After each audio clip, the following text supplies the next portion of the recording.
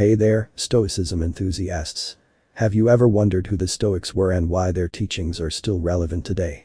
Well, in this video, we're going to delve into the wisdom of Stoicism and explore 7 types of people that Stoicism warns us about. So, let's jump right in. Stoicism, in a nutshell, is a philosophy that emphasizes wisdom and self-control. It teaches us to focus on what is within our control and let go of what is not. Now, let's talk about the 7 types of people that Stoicism cautions us against and why they can hinder our well-being.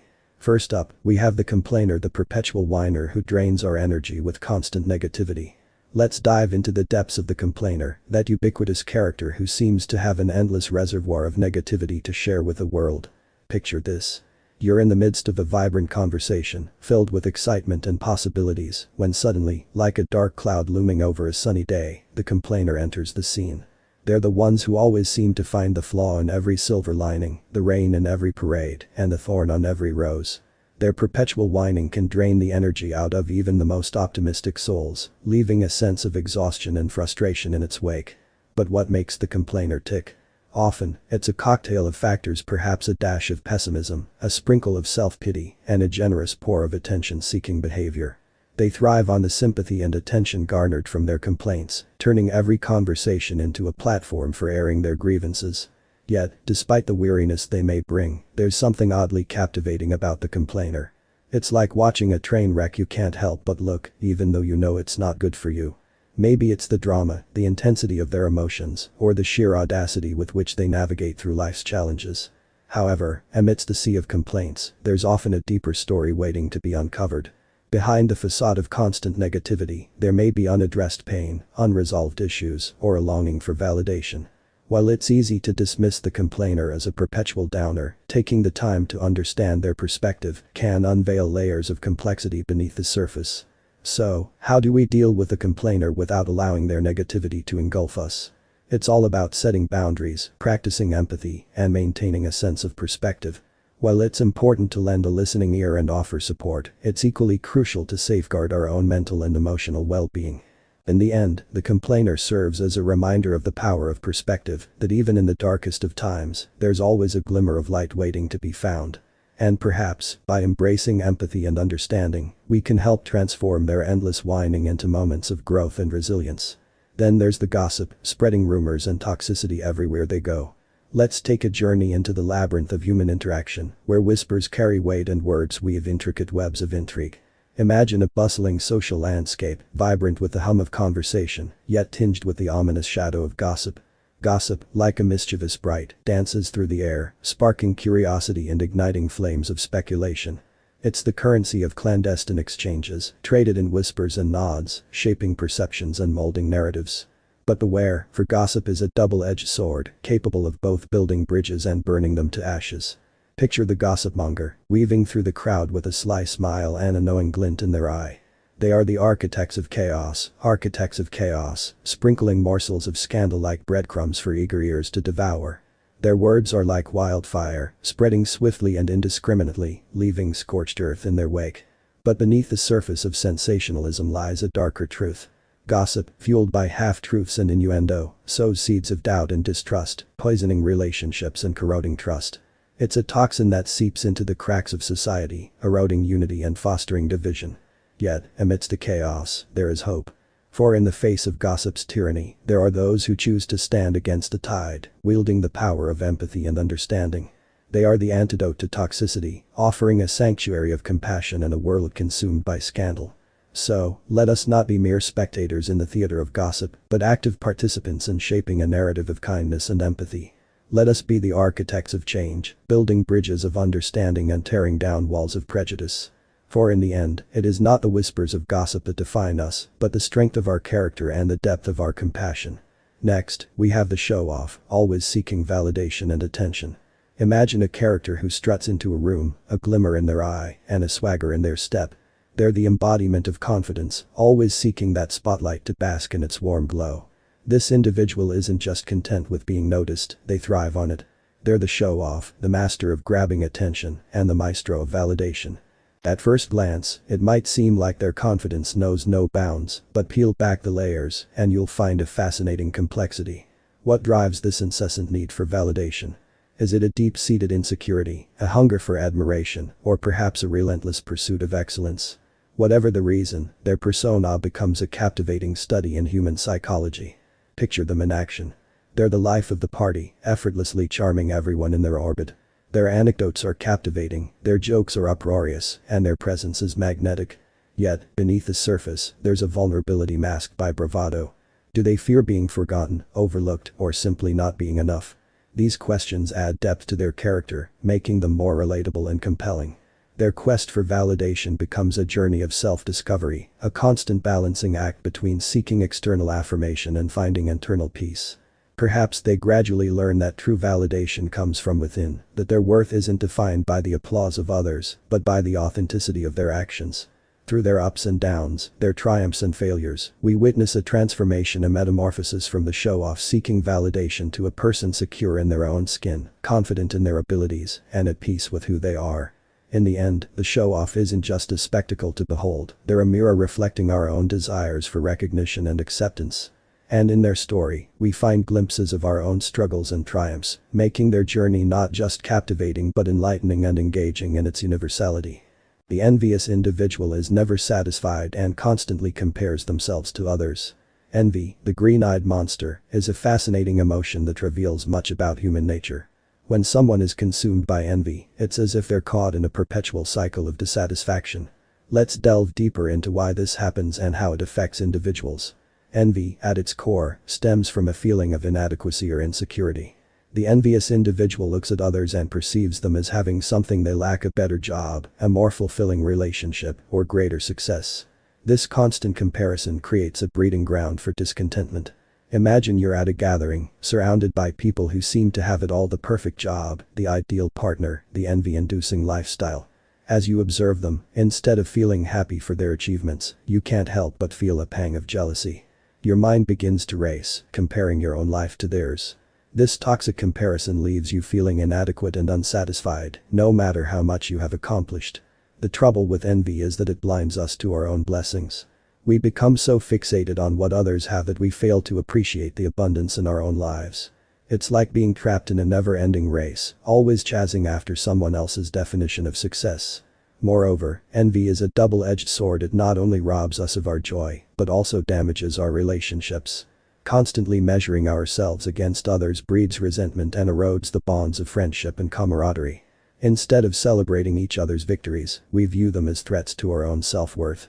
So, how do we break free from the shackles of envy? It begins with cultivating gratitude and self-awareness. By acknowledging our own strengths and blessings, we can diminish the power of envy in our lives. Additionally, shifting our focus from comparison to self-improvement allows us to channel our energy into meaningful pursuits. Ultimately, overcoming envy is a journey of self-discovery and acceptance. It's about embracing our uniqueness and finding contentment in who we are, rather than who we think we should be. By letting go of comparison and embracing gratitude, we can finally break free from the cycle of envy and live a more fulfilling life.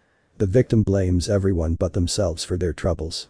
Imagine a stage where the spotlight falls not on a hero or a villain, but on a character ensnared in the intricate web of their own narrative. This character, the victim, dances through life's trials with a practiced grace, yet their steps are often guided by a poignant refrain: blame. Picture a scene where every misstep, every stumble along life's journey, is met not with introspection, but with the pointing of fingers.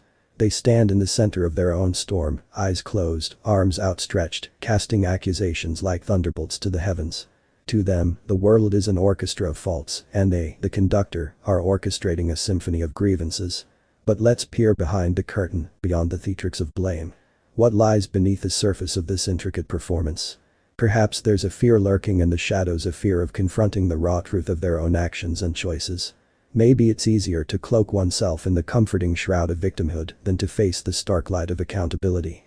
After all, to accept responsibility is to acknowledge vulnerability and admit that one's own agency plays a role in shaping destiny. Yet, in this dance of denial, there's a tragic irony. By relinquishing control, by surrendering to the seductive allure of blame, the victim becomes a prisoner of their own narrative. They forfeit the power to change their circumstances, locked in a perpetual cycle of resentment and regret. But amidst the turmoil, there's a glimmer of hope, a whisper of redemption. Every tale of victimhood is also a story of resilience waiting to be told. It's in the moments of adversity, when the stage is set ablaze with trials and tribulations, that the true hero emerges not as a conqueror of external foes, but as a master of their own destiny. So, let us not merely witness this drama unfold, but embrace it as a parable of self-discovery. Let us invite the victim to step down from their pedestal of blame, to cast aside the shackles of resentment, and to reclaim their rightful place as the architect of their own fate. For in the crucible of adversity lies the forge of transformation, where the flames of accountability temper the soul and illuminate the path to true liberation. The critic finds fault in everything and everyone. Let's delve deeper into the psyche of the perpetual critic, exploring the nuances of their perspective and the impact it has on both themselves and those around them.